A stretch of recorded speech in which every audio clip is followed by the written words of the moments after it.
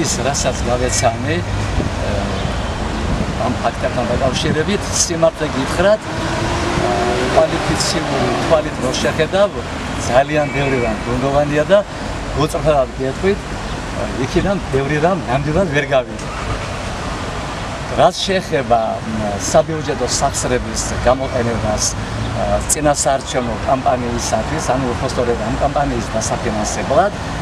ესეც აბსოლუტურად არ შეესაბამება სიმართლეს იმიტომ რომ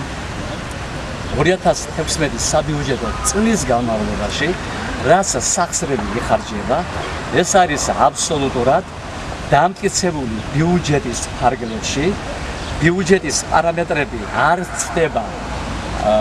აი ამ მიმართულებით საარჩევნო კამპანიისთვის კი არა რასაც გვედავებიან მიმხარჯების მოცულობას რაც თავიდან იყო დამტკიცებული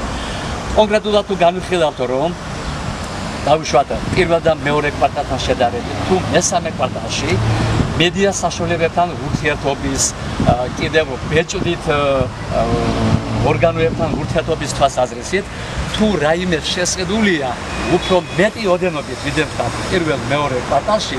ეს აბსოლუტურად არნიშნავს იმას რომ ამას აქვს რაღაც წინასაარჩევნო დატვირთვა იმიტომ რომ თანხები რაც გახარჯულია თქვათ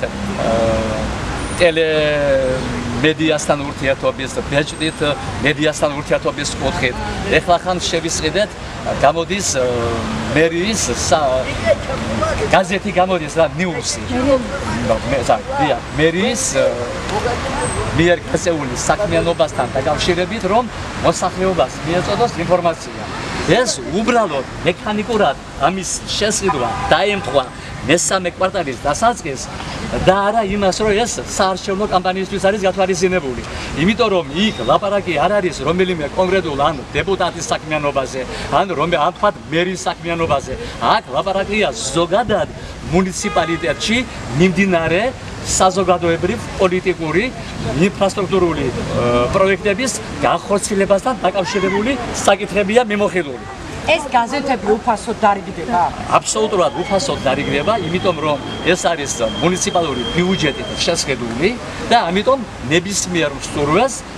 შეუძლია ეს უსასყიდლოდ მიიღოს და გაეცნოს, აი დავუშვათ მიმდინარე